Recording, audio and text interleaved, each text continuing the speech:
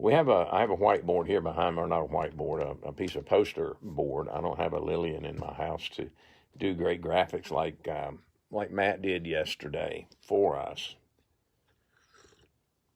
So, but I have on this whiteboard, uh, and I'm going to have to change, I guess, my phone so you can read it. If I can find it now, here it is. 3 words that are written on here: humility, humbleness, and humiliation. And one of the things that, as we look at Paul and his so-called or supposedly boasting, those 3 words kind of popped out at me as I was looking at this. And the first word up there, humility, the definition, according to the dictionary, is a modest or low view of one's own importance. And then it added humbleness at the end. So naturally, I had to go look up humbleness. And humbleness, it said, a quality of being modest or unpretentious. And then it added humility at the end of it. So I found myself in a vicious circle, going back to humility and then to humbleness and back to humility. So to get out of that circle, I went to the word humiliation, which means being shamed and feeling foolish because of an injury to your dignity or your self-esteem. Hey, Ron, Glennis, Rick, and Kathy, it's good to see you guys watching. I don't know which one you're watching. I'm actually doing 2 here, one with my phone and one on the computer. And I'm a little bit confused as to this new version of live stream. But good to have you with us this afternoon. But as we look at those words, and as Matt was talking yesterday, he mentioned humility and humbleness, and I've always had kind of an issue, I guess, or problem with humility as a word, because humility is too close to humiliation for my liking. So I went with humbleness, and that's the word that I use a lot when I talk with my students whenever I do training for summer ministry, and we talk about the need to be humble as Christ was humble. I use the word humbleness versus humility, even though there's not that much of a difference. It's just a me thing. But another definition I saw for humbleness or humility was not thinking less of yourself, but thinking of yourself less. And I really like that definition and what Paul is, or what that definition says to us. That if I'm in a state of humility or in a state of humbleness, it's not the same as being self-deprecating. And that's an issue that I find with students a lot, is that they are beyond humble to the point of being self-deprecating, to the point of saying, I can't do anything. I'm not any good. I don't know about you if you've ever fallen in that trap. I know I have way too many times. But I think that's really just as bad as going the other way and boasting. And I think from what I get from what Paul says and from things that I've read about it, I think Paul would agree with that, that self-deprecation and arrogance, it's just two opposite ends of the same pole, I guess, if you will, in a sense. Two totally different extremes. But I think one is perhaps just as bad for us to be or for us to do as the other. So I'm going to share those words with you, and I'm going to get back on my phone here. But as we look at what Paul had to say in these 3 short verses, that was something that just popped out at me, and that, and listening to what Matt had to say yesterday as well to us, just something that popped out at me, and I wanted to be able to share that with you. Those 3 words. But to get back to the scripture, which is a very interesting passage, Paul starts out by saying in verse 11, I have become a fool. I'm a foolish person. I look like a boasting bragging fool. There's no other way to put it. But it's interesting that not only does he say, I have become a fool, but he makes the statement after that, the reason I'm a fool is because of you. Talking to the church at Corinth. You made it necessary for me to vindicate my character. You made it necessary for me to defend who I am and to state the evidence of my commission by God. So it's not that Paul was really a bragger or a boastful person, but Paul found it necessary at this point to defend himself and to say, hey, look, this is what I was called to do. And I mentioned that last week when I was with you guys from Ephesians chapter 2, that saved by faith, saved by grace through faith, that not of ourselves is a gift of God, lest any man should boast. But we were created by God for good works. And that's what Paul is saying. Look, God enabled me, God put me in this position to do what he wanted me to do, and yet here I am feeling foolish because of what you have done, and because of the fact that you are making me stand up and say, hey, look at all the things I've done. Look at my accomplishments. Look at who I am. Look at the fact that I'm a Jew of Jews. I'm a Pharisee of Pharisees. Look at all the things that I've done and all the things I've accomplished.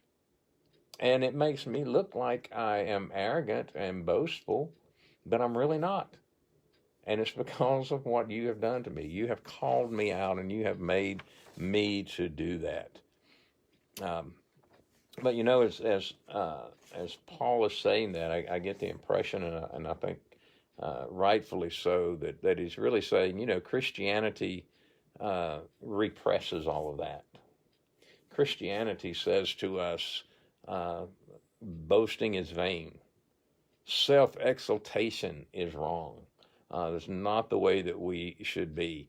We should do everything we can to prevent ourselves from falling into the habit of being boastful, arrogant servants of Christ. And I'm not even sure you could use the word servant in there. If you're going to say boastful and arrogant, I'm not sure the servant can even fit in to that description.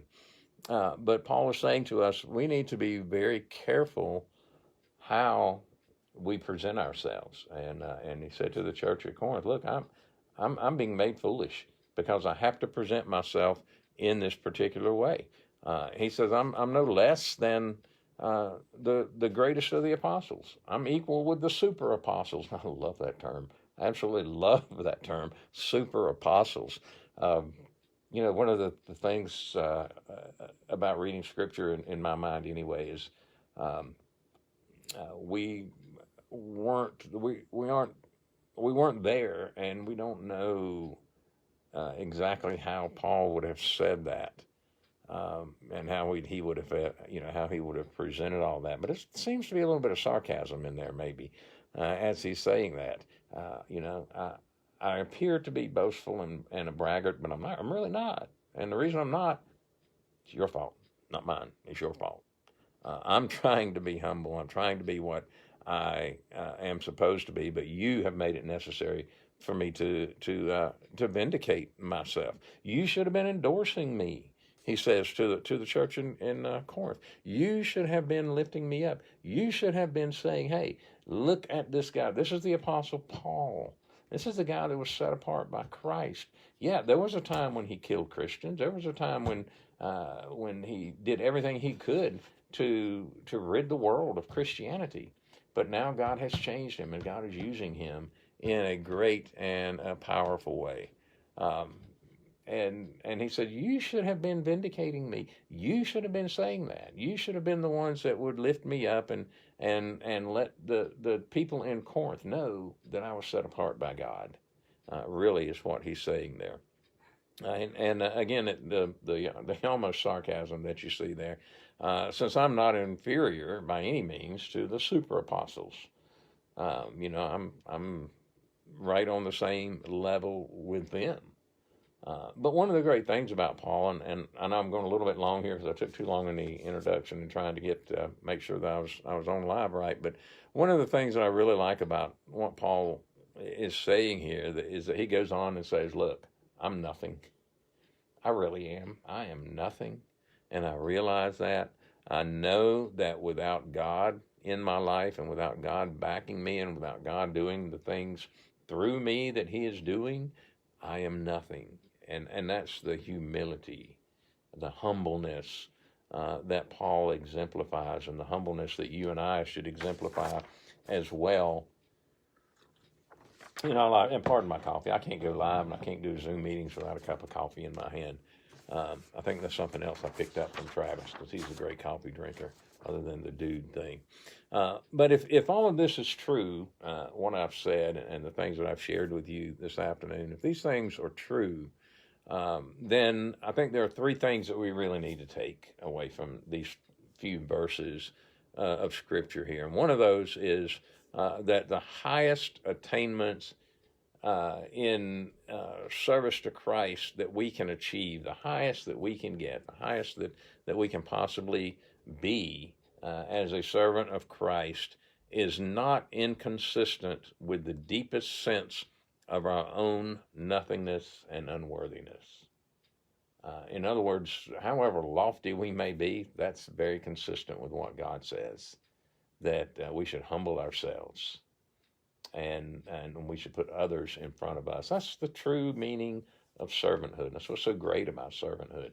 Whether we're talking about servanthood evangelism or whether we're talking about servanthood in preaching, whatever it is, that's the true essence of being a servant of Christ, is to realize that no matter where we are, no matter what title we may have, no matter what education we may have, it goes hand in hand with us having a deep sense of our nothingness and our unworthiness unless we have Christ in our lives. That's number one. Number two, that I think we need to take away from this, is that the most distinguished favors that God can possibly bestow on us are also consistent with the lowest of humility. The more humble we are, the more blessed we are. Ever seen that happen in your life? When you truly humble yourself before God, the amount of blessings that he throws out there for you is amazing. They're very consistent. They go hand in hand.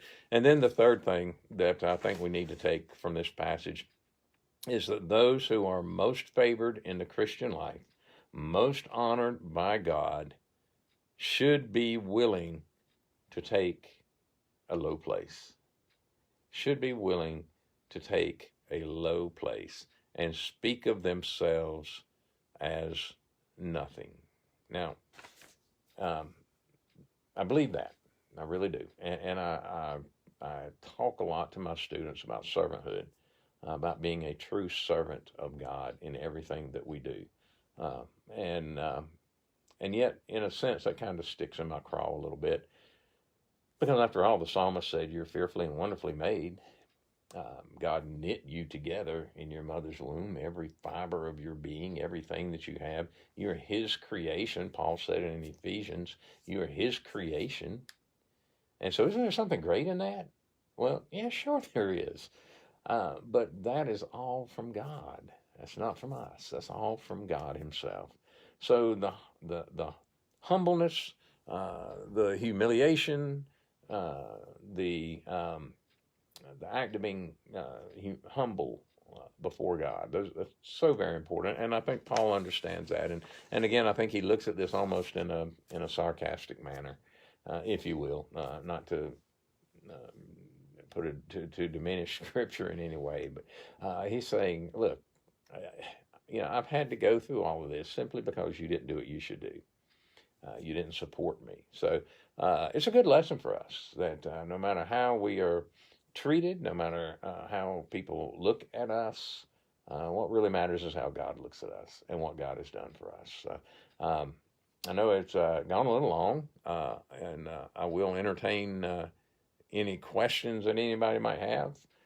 If I can answer them, I will. If I can't, then I will defer those questions to Pastor Matt and let him answer them for you. But been good to be with you, and if there's if we can answer any questions, be sure and put them up, send them to us or to me through Facebook, and I'll try to answer them. I give you just a second to do that.